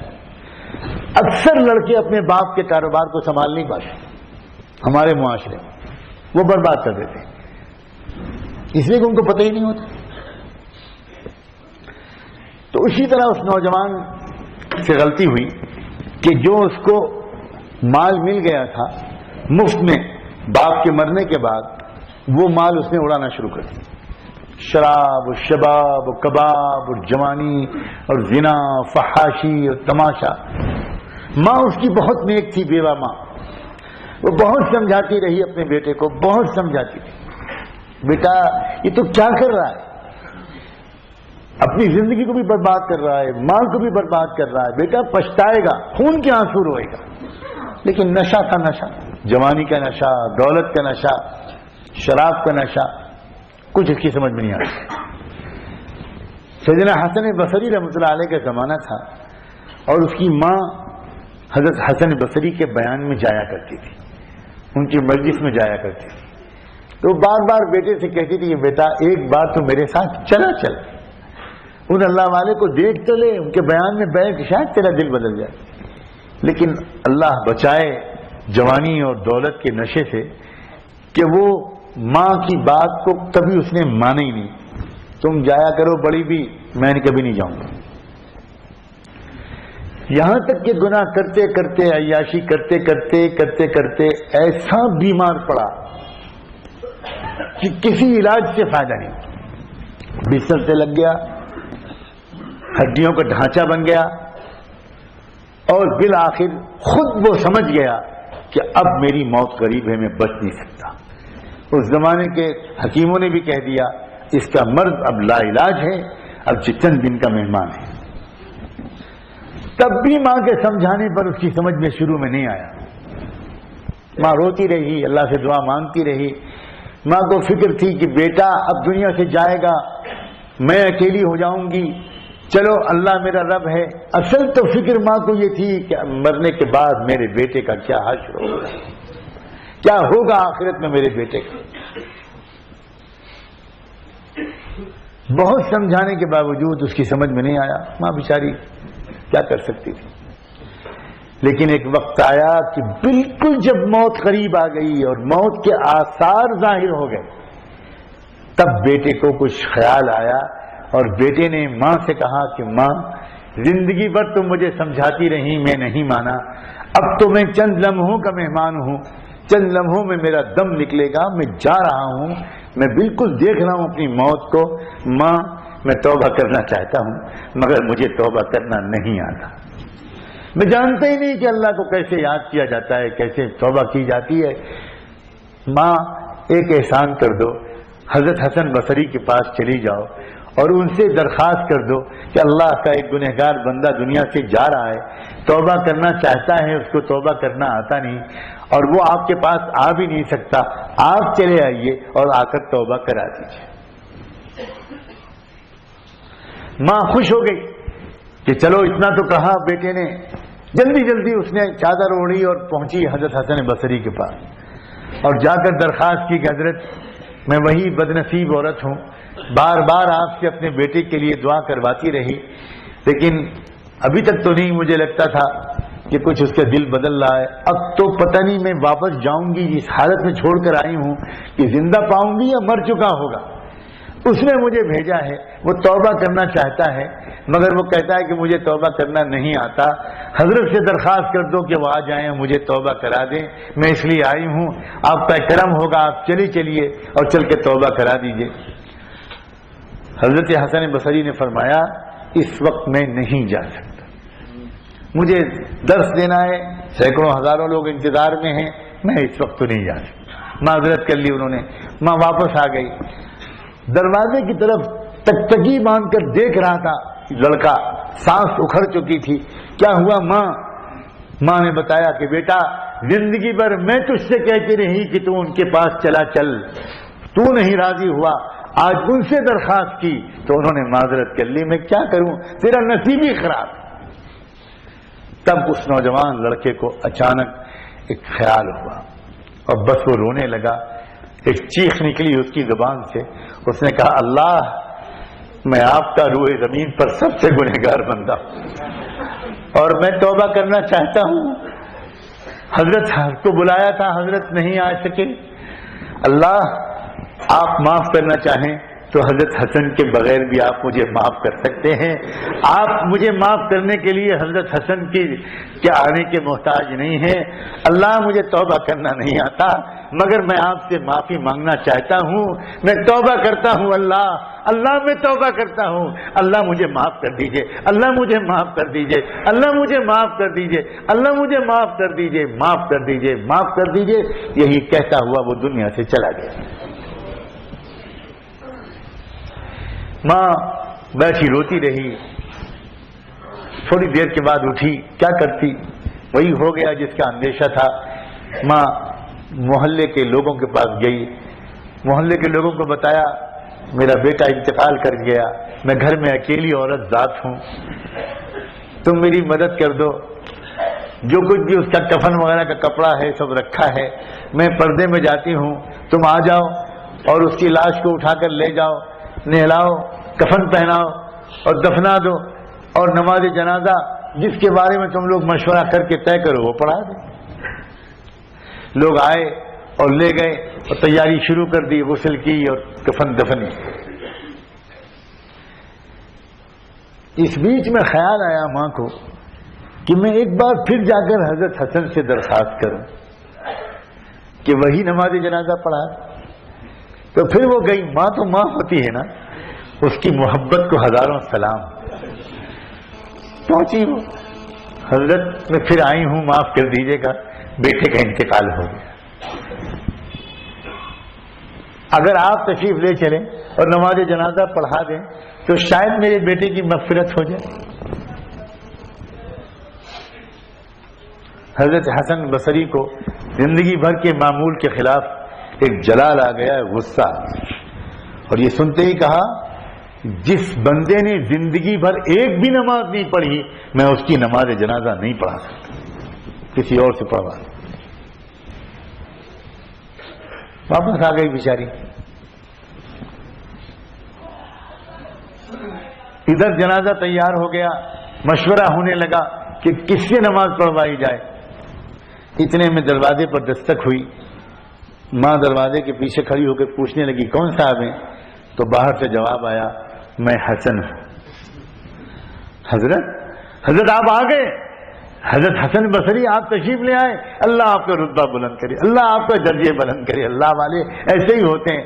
فرمایا سنو تو میں کیوں آیا ہوں, سن لو. میں نے تو تم کو ڈانٹ کر واپس کر دیا کہ میں ایسے بندے کی نماز جنازہ نہیں پڑھا سکتا جس نے زندگی میں کبھی ایک نماز بھی نہ پڑھی ہو، لیکن میں تم کو واپس کرنے کے بعد میرے تھوڑے آرام کا وقت تھا، میں آرام کرنے کے لیے ذرا سا لیٹنے لگا تو بس آنکھ لگ گئی میری، اور میں کیا دیکھتا ہوں کوئی آواز ہے گرجتی ہوئی، میرے اللہ مجھ کے کہہ رہے ہیں حسن لبیک، جی میرے رب۔ فرمایا حسن سنو، جلدی جاؤ جلدی جاؤ اور میرے اس ولی کی نماز جنازہ پڑھاؤ، میرے اس ولی کی نماز جنازہ پڑھاؤ۔ اگر تم نے میرے اس دوست کی نماز جنازہ نہ پڑھائی تو جو کچھ تم کو دیا ہے سب واپس لے لوں گا، اس لیے بہن مجھ پر احسان کر دو، مجھ سے نماز جنازہ پڑھوا دو، ورنہ میں لٹ جاؤں گا، میں برباد ہو جاؤں گا۔ اللہ اکبر اللہ اکبر۔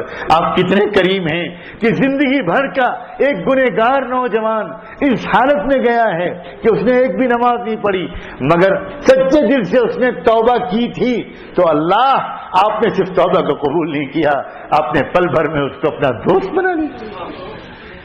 اتنے پیارے رب کو ہم ناراض کر دیں، اس رب کی رحمت سے فائدہ نہ اٹھائیں، یہ ہے توبہ، یہ چیز ہے توبہ۔ سچے دل سے توبہ نصیب ہو جائے اللہ ہم سب کو سچی توبہ نصیب فرمائے، سچی توبہ نصیب فرمائے۔ بس آج اس مجلس میں اللہ تعالی ہم سب کو سچے دل سے توبہ کرنے کی توفیق، سچے دل سے توبہ کرنے کی توفیق دے۔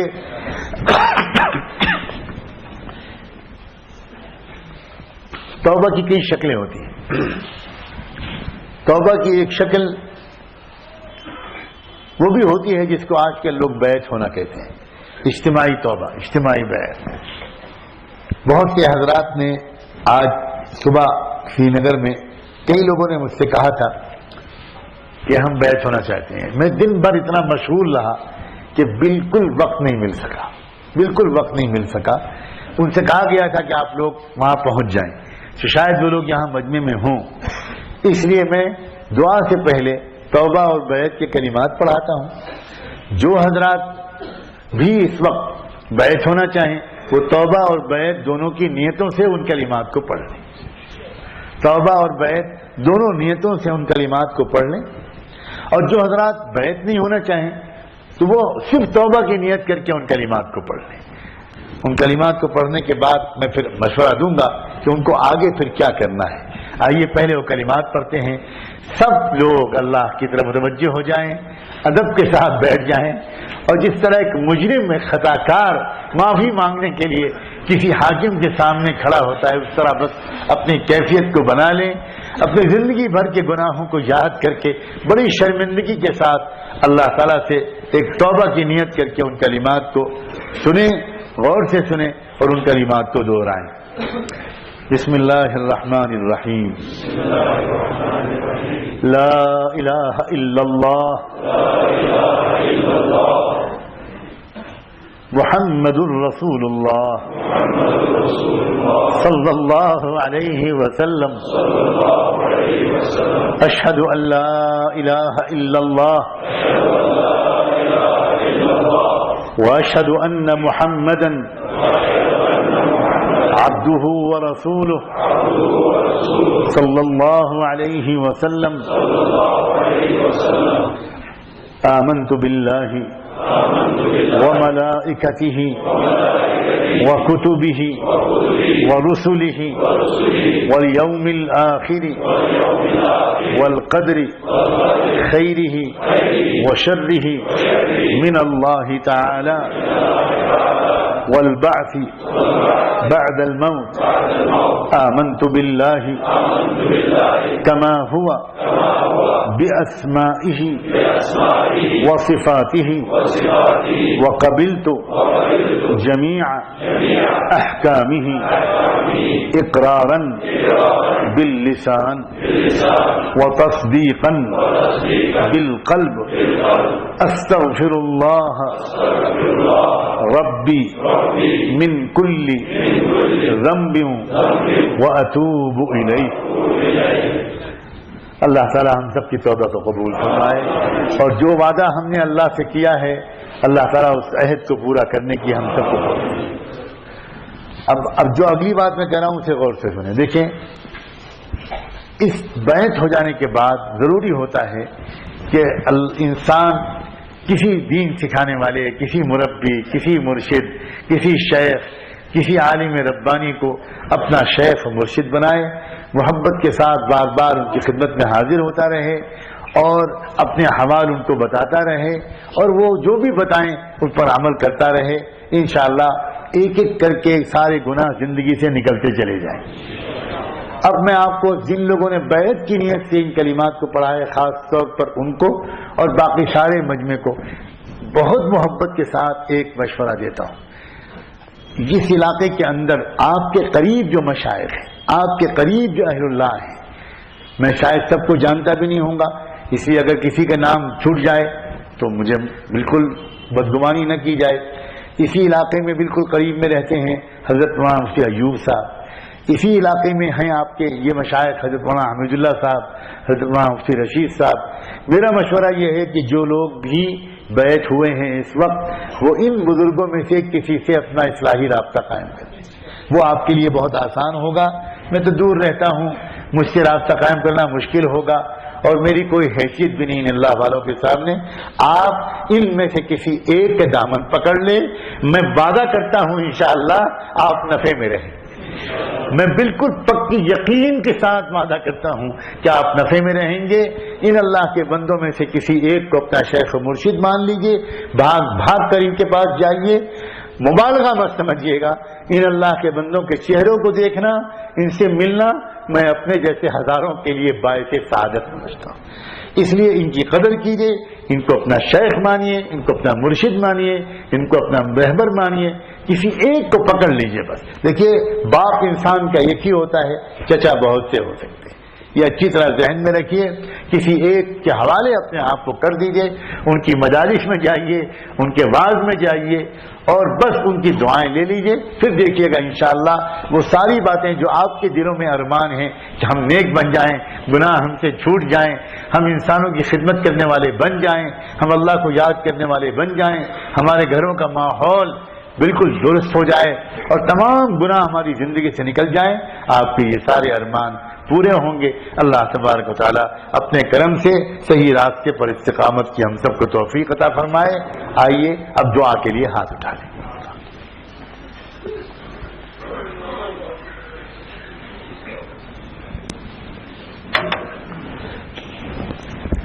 سبحان اللہ وبحمدہ، سبحانک اللہم وبحمدک، نشہد ان لا الہ الا انت، نستغفرک ونتوب الیک۔ اللهم صل على سيدنا محمد وعلى آل سيدنا محمد وبارك وسلم۔ اللهم صل على سيدنا مولانا محمد معدن الجود والكرم وعلى آله وصحبه وبارك وسلم۔ اللهم صل على سيدنا محمد صلاة تنجينا بها من جميع الأهوال والآفات، وتقضي لنا بها جميع الحاجات، وتطهرنا بها من جميع السيئات، وترفعنا بها أعلى الدرجات، وتبلغنا بها أقصى الغايات من جميع الخيرات في الحياة وبعد الممات، إنك على كل شيء قدير، إنك على كل شيء قدير۔ ربنا ظلمنا أنفسنا وإن لم تغفر لنا وترحمنا لنكونن من الخاسرين فلا تجعلنا من الخاسرين۔ اللہ ہم آپ کے بندے آپ کے حضور میں حاضر ہیں، ظاہر میں تو ہم آپ کے بندے ہیں، حقیقت میں نہایت گندے ہیں۔ اللہ معاف فرما دیجئے، اللہ معاف فرما دیجئے، اللہ معاف فرما دیجئے، اللہ معاف فرما دیجئے، اللہ معاف فرما دیجئے۔ اللہ اللہ اللہ ہم سر کے بالوں سے لے کر پیروں کے ناخنوں تک گناہوں میں لت پت ہیں۔ اللہ اقرار کر رہے ہیں ایک دن بھی ویسا نہیں گزرا جیسی پوری زندگی گزرنی چاہیے تھی۔ اللہ ہم سے ہزاروں گناہ ہوئے، دن کے اجالے میں بھی ہوئے، رات کے اندھیرے میں بھی ہوئے۔ اللہ ہم نے کمرے بند کر کے اور چھپ کر اللہ گناہ کیے، اور ہم یہ سمجھتے رہے کسی نے نہیں دیکھا، اور آپ نے سب کچھ دیکھ لیا۔ اللہ آپ نے سب کچھ دیکھ لیا پھر بھی آپ نے چھپائے رکھا. اللہ اگر آپ نے چھپائے نہ رکھا ہوتا تو کوئی ہم کو اپنے پاس بیٹھنے نہ دیتا. اے رب کریم آج معاف فرما دے, آج معاف فرما دے, آج معاف فرما دے. اے اللہ کیسے پکاریں, ہمیں پکارنا بھی نہیں آتا, ہمیں دعا کرنا بھی نہیں آتا. اللہ ایک گونگا بچہ, اللہ ایک ماں کا ایک بچہ گونگا, وہ بیچارہ امی بھی نہیں پکار پاتا, مگر وہ جیسے ہی اوں کہتا ہے ماں سارے کام چھوڑ کے دوڑ کے آتی ہے. ماں یہ نہیں کہتی میرا بچہ مجھے ٹھیک سے نہیں پکارتا, میں اس کی بات نہیں سنوں گی. اللہ ماں تو الٹا دوسروں سے زیادہ اس گونگے بچے کا خیال رکھتی ہے. اللہ ہم مانتے ہیں کہ ہم دعا نہیں کر پاتے, ہمیں مانگنا نہیں آتا, ہمیں اس گونگے بچے کی طرح سمجھ لیجئے, ہماری اس گونگے بچے کی طرح سمجھ لیجئے. اللہ دیکھ لیجئے ہماری طرف, اللہ سن لیجئے ہماری پکار, ہمیں تقوی عطا فرما. اللہ ہمیں تقوی عطا فرما, ہمیں حیا اور پاک دامنی عطا فرما. اللہ ہمیں حرام آمدنی سے بچا لیجئے, اللہ ہم کو حلال آمدنی عطا فرما. اللہ بابرکت آمدنی عطا فرما. اے رب کریم, اے اللہ ہمارے اخلاق اچھے فرما, ہماری نمازیں اچھی فرما, ہم کو اچھی نماز پڑھنے کی توفیق عطا فرما. اے رب کریم ایک بار اللہ اتنے ان بندوں کو دیکھ لیجئے, پیار کی نظر سے دیکھ لیجئے, رحمت کی نظر سے دیکھ لیجئے. اللہ دیکھ لیجئے, اللہ دیکھ لیجئے, اللہ دیکھ لیجئے, اللہ دیکھ لیجئے. اللہ بہت دور سے آئے ہیں اور بہت دیر سے آئے ہیں, بہت دور سے آئے ہیں, بہت دیر سے آئے ہیں. رب کریم سر کے بالوں سے لے کر پیروں کے ناخنوں تک گناہوں میں لطپت ہیں. اے غفار سن لے, اے رحمان سن لے, اے رحیم, اے غفور, اے ودود, اے ستار, اے حنان, اے منان. اے رب کریم بندے تو ہمارے سوا آپ کے بہت ہیں, مگر رب ہمارا آپ کے سوا اور کوئی نہیں ہے, اور کوئی نہیں ہے, اور کوئی نہیں ہے. اللہ ہم اور کس کو پکاریں. اللہ گلی میں بھیک مانگنے والا بھکاری ایک دروازے سے نہیں ملتا تو دوسرے دروازے پر صدا لگاتا ہے, دوسرے پر نہیں ملتا تو تیسرے پر صدا لگاتا ہے. اللہ ہمارے لیے تو آپ کے در کے سوا کوئی در نہیں. اس در سے نہ ملا تو کہاں سے ملے گا, کہاں سے ملے گا. اے اللہ کھول دیجئے دروازہ, کھول دیجئے دروازہ, عطا کر دیجئے, اے عطا کر دیجئے, عطا کر دیجئے, عطا کر دیجئے, عطا کر دیجئے, عطا کر دیجئے, عطا کر دیجئے. اللہ آپ کو پیارے ناموں کا واسطہ, اسماء حسنہ کا واسطہ, اللہ آپ کی باقیدہ صفات کا واسطہ, اللہ مرتے وقت کی تکلیف کو آسان کر دیجیے گا. اللہ موت کے بعد کی منزلوں کو آسان کر دیجیے گا.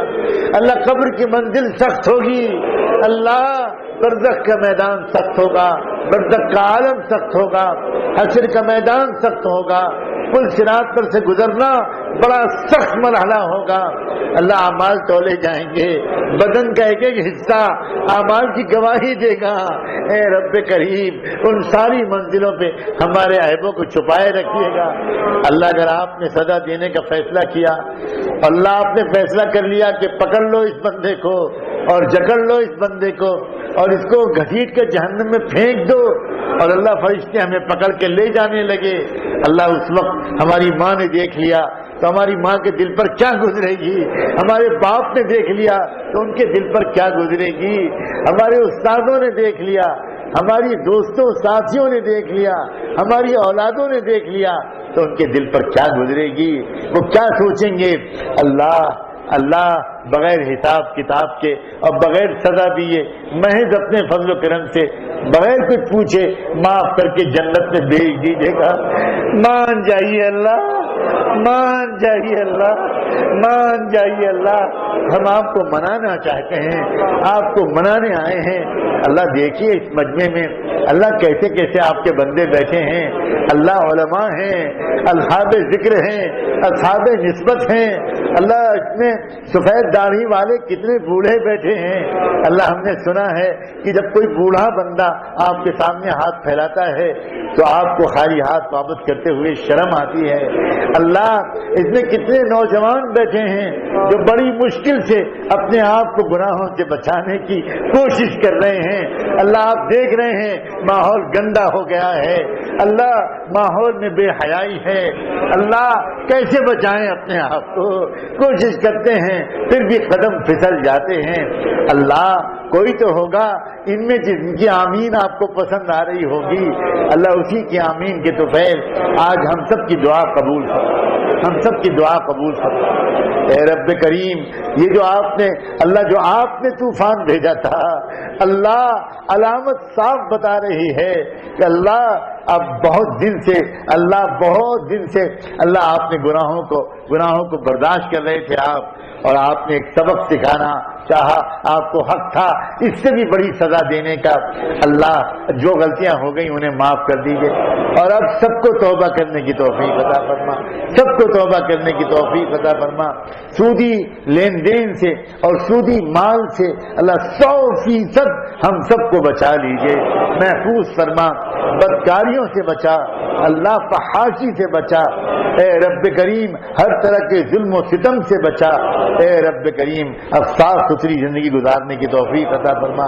اللہ جو بھی نقصانات ہو گئے بار الہ اپنے کرم سے اللہ جو بے گھر ہو گئے ان کو گھر عطا فرما. اللہ گھر عطا فرما. سردی کا موسم آ رہا ہے, اللہ سینکڑوں خاندان اللہ چھوٹے چھوٹے خیموں میں کیسے زندگی گزار رہے ہیں. اللہ اپنے بندوں پر رحم فرما, اپنی بندیوں پر رحم فرما. انتظام کروا دیجئے, انتظام کروا دیجئے. اللہ غیر سے بندوبست کروا دیجئے. اے رب کریم, اے رب کریم, اللہ اس شر میں سے خیر کا ظہور فرما دیجئے. سب کو سچی توبہ کر لینے کی توفیق عطا فرما. اے رب کریم اپنے کرم سے ہماری دعاؤں کو قبول فرما.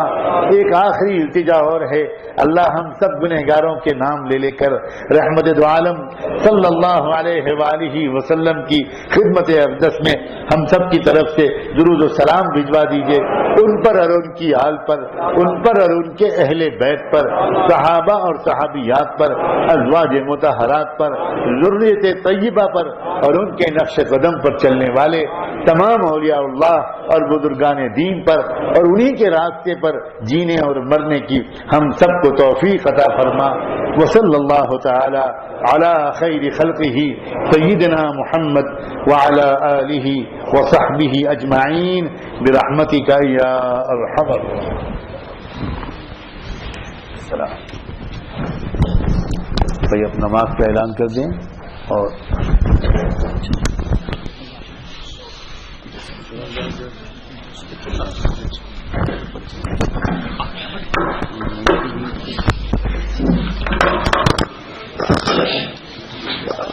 چونکہ نماز لگی ہوئی تھوڑا ٹائم کرشما وضو تقاض اس لیے اگر پڑھا امام سری نگر والی اور سری نگر من تو حضراتوں وقت روزمت 9:30 وچان 8:30 بجے, اس لیے اچھا واتن اس کرو گزارش یپر کی ترو تھی اس جائے اس نیرو مسجد نبر ام پتہ دیو اذان نماز پڑھی اس پر انشاءاللہ نماز سری نگر 8 بجے سے کتنے یوت کہ اچھی کیندر حضرات وقت بالکل 9:30 اس لیے یپر کی ترو جائے تانگ کرنے کی کوشش کی, مسافہ کرنے کی کوشش کی.